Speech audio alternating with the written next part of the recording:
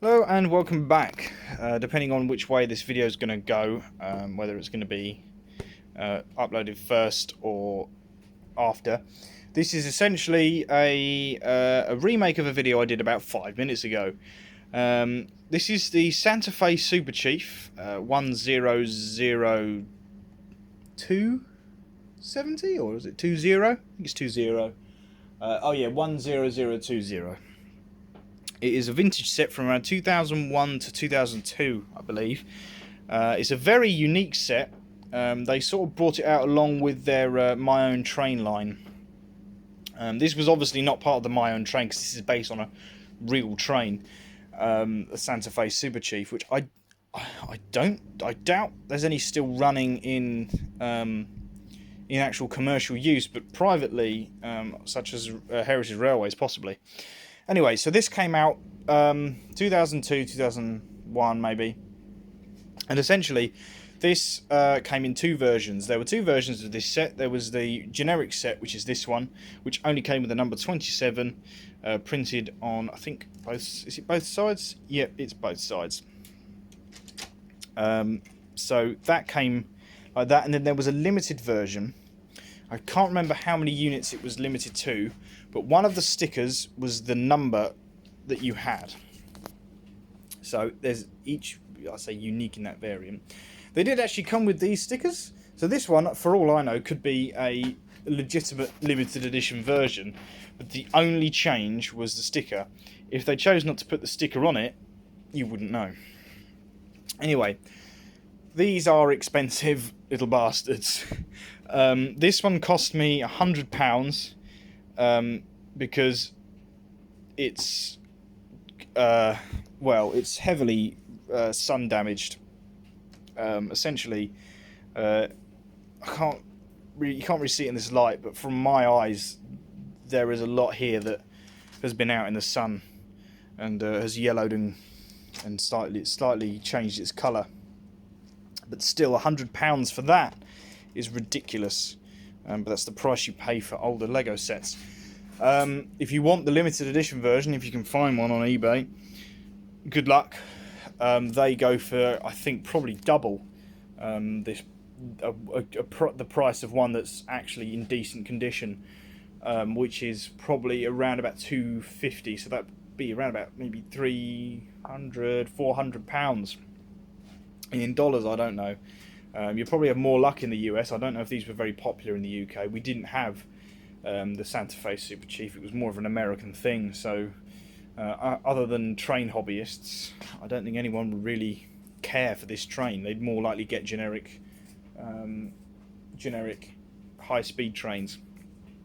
Anyway, so going back to why I modified it. So I have a plastic track. This is Lego's track now. They don't do 9-volt track anymore. I think, is it 9-volt or 5-volt? I think it's 9-volt. I can never remember. And essentially, they don't do that anymore. So you've either got two options. You use the recently retired power functions, or you use the new 2.0, which is powered up, which is Bluetooth. So the difference between power functions and powered up is that power function needs I think is it IR receiver for remote control.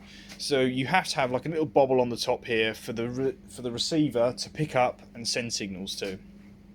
This then controls a motor and blah blah blah. They use battery packs. You could get a lithium powered or lithium charged battery pack.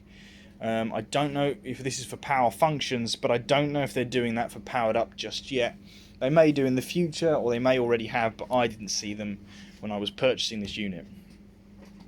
So the way this works, essentially, this could be given a power function back on the old 9-volt without needing to remove any of the interior. It had a big engine along here, and there was some blocks in place and all that sort of good stuff. So let me open this up, take the roof off, very easy. There you go, there's the roof, perfect. Let's take a quick look. So this engine actually extended further out, was moved so under here. So this was connected to the back end, which has a control unit here. I don't know if you can see that, the control unit. and the engineer could actually fit in the back. Currently I have him squashed between very dangerous pistons and the engine, which doesn't really help. Anyway, so this is the battery box that you have to fit if you want to power it up in 2020 or 2021, depending on when you're watching this, without removing the cab. So you've still got the cab pieces here. If I wanted to add lights, I would have had to remove a lot of other pieces, which is something I wasn't prepared to do, because frankly I've destroyed, or not destroyed, but I've removed enough of this train. So the way this works is you put the batteries in, you put the battery box in here, and you run that cable. So this was a nightmare because this is finally sitting down here. So if you are planning to do this yourself, where this grey block ends is where this needs to end, and it needs to be put in perfectly, and the cabling needs to be put in perfectly, because it's got to sit under here, but it's got to have enough slack for the actual motorized unit to move. So the way I've done this is, luckily in the bottom of along this long red bit here, which makes up the base of the train, there's actually holes. I'm not quite sure why. They must have been used in a different set, because this was pre-wires. So essentially you wouldn't have what it could be, because you could fit a light here, and I'm wondering if there was a cable that came from the 9-volt up and in, which if so, that saves you a lot of hassle, because the last thing I wanted to do was cut a hole in vintage Lego, because there's probably not a lot of these sets around, especially not in England. They probably made a fair few, but in terms of collector, I've not seen one other than the American collectors.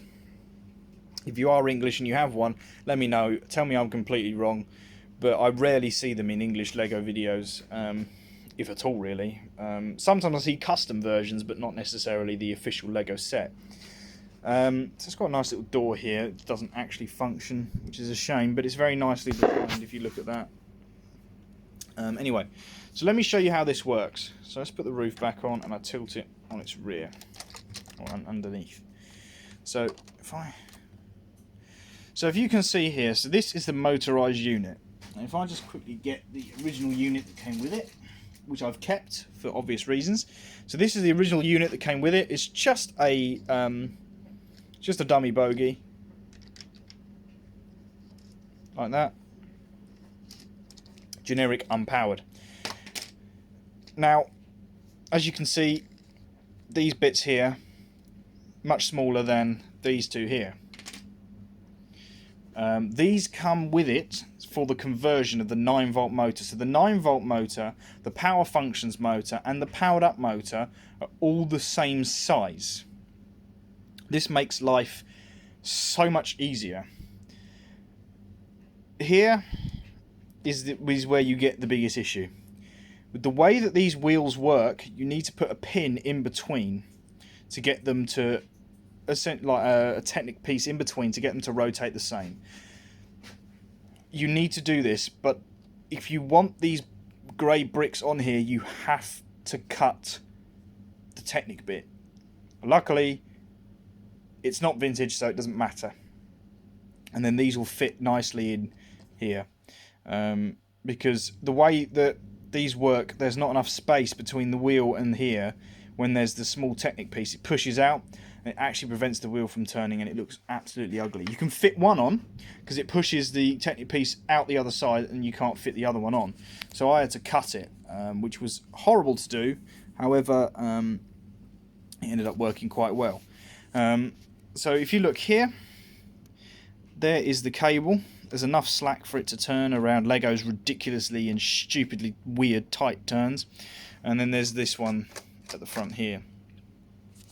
So you have to remove part of the undercarriage here, which you have to do anyway with the original motor. It's just to give this extra spin.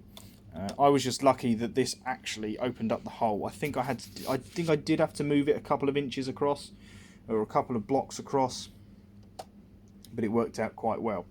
So the interesting part to this is where is it? So this actually works the same as the magnets on all Lego sets. They're magnets really. They all work the same anyway. You can see here I've got friction bands as well to make sure that they stay on. So, and the roof's come off. Lovely. I will be uploading this raw. There's nothing really to change. So if I get the remote, just to prove that this works. So you've got to press at the same time. Sorry, you don't have to do it at exactly the same time, but they'll match up, and there you go. So I've got mine set to number 2. Number 1 is my high-speed train. That's just indicating that I've got low battery. Mainly because I haven't changed them since they've been in there. I'm dreading taking that out and change the batteries, to be honest, because frankly it's going to be a pain in the royal arse. But yeah,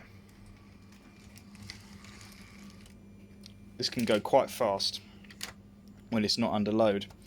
So that's what it looks like, complete with the top on.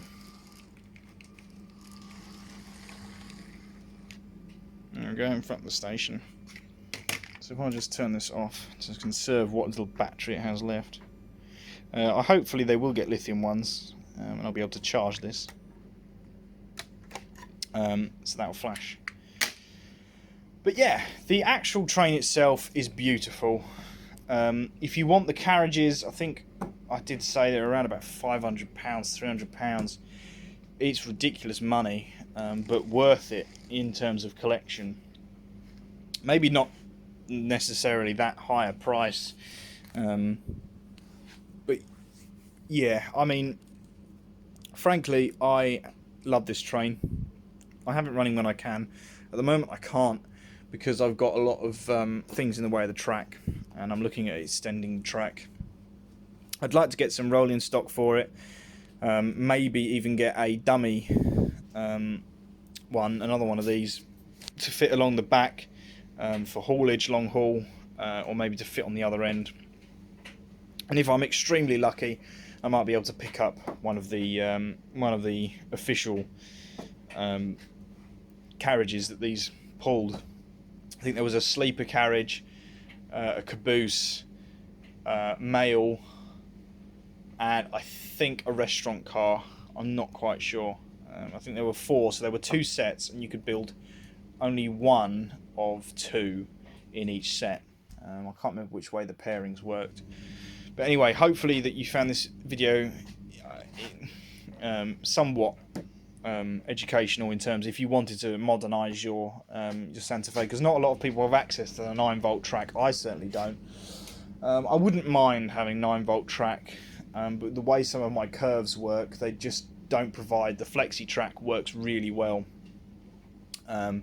It would be nice, but frankly I don't think I have the time to sort of exchange all my track out to be 9-volt, and it's probably getting quite expensive now because everyone's buying up all the track. But anyway, thank you all for watching, and hopefully this was educational and you learned something new about the Santa Fe. Thank you very much.